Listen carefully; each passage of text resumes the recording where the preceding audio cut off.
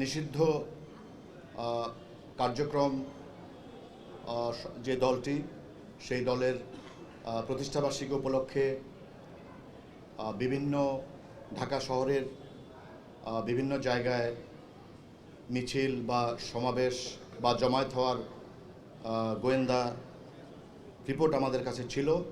সেই অনুযায়ী আমরা গত 3 দিন থেকে ঢাকা শহরের বিভিন্ন জায়গায়, বিশেষ করে আমাদের যে সমস্ত সীমান্তবর্তী যে সমস্ত এলাকাগুলো আছে সেগুলো সহ আমাদের যে চেকপোস্ট, সেই চেকপোস্টকে আমরা জোরদার করেছি এবং আমাদের যে পিকেট, সেই পিকেটগুলোর সংখ্যা আমরা বাড়িয়েছি এবং আমাদের মোবাইল পেট্রোল, ফুড পেট্রোলের সংখ্যা বাড়িয়েছি। সাদা পোশাকে আমাদের যে ডিউটি, সাদা পোশাকে ডিউটি, টহল, মোবাইল, সেগুলোর সংখ্যা আমরা বাড়িয়েছি।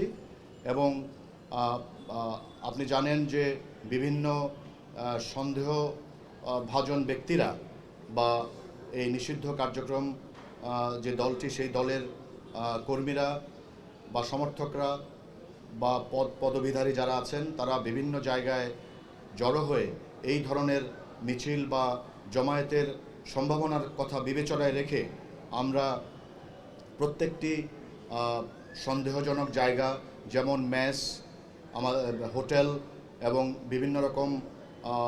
বিভিন্ন জায়গায় যেখানে তাদের অবস্থান করার সম্ভাবনা আছে, সে সমস্ত জায়গায় আমরা তল্লাশি করেছি এবং আমরা বেশ কয়েকজন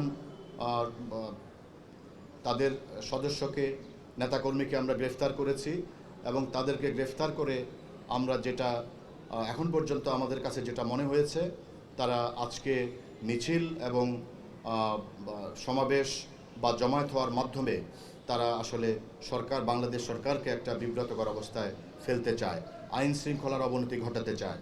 তো সেই জন্য আমাদের প্রত্যেকটি ঢাকা মেট্রোপলিটন পুলিশের প্রত্যেকটি সদস্য দিনরাত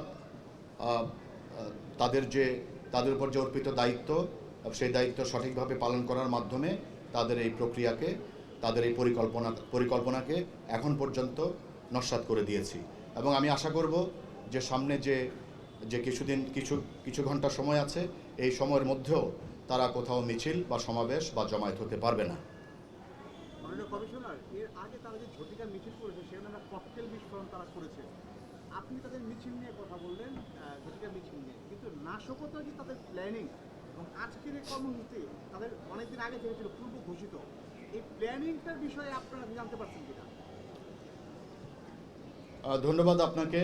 ককটেল বিস্ফোরণের বিষয়টি অবশ্যই আমরা সর্বাত্মক ব্যবস্থা গ্রহণ করেছি, সেখানে মামলা হয়েছে এবং আমরা সেই মিছিল থেকে এবং সেই মিছিল পরবর্তী সময় আমরা বেশ কয়েকজনকে গ্রেফতার করেছি।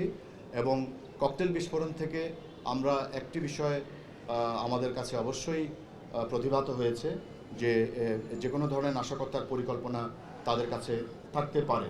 আমরা এটা নিশ্চিত হওয়ার সুযোগ তৈরি হয়নি, তবে যেহেতু তারা মিছিলে ককটেল বিস্ফোরণ করেছে, তাতে আমরা মোটামুটি নিশ্চিত যে সুযোগ পেলে তারা নাশকতা করতে পারে।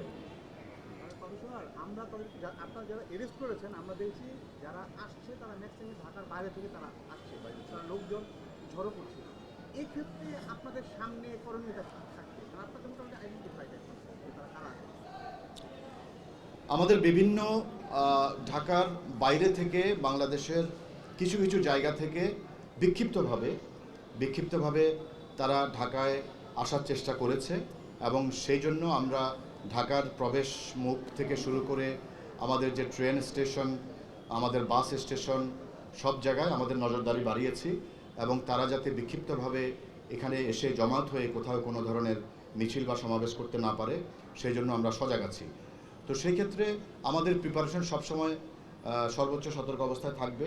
আমরা আমাদের ঢাকার বাইরে থেকে যাতে কেউ ঢাকা শহরে প্রবেশ করে এই ধরনের নাশকতা বা কোনো ধরনের মিছিল বা সমাবেশ বা জমায়েত হতে না পারে, এই জন্য আমাদের নজরদারি অব্যাহত থাকবে।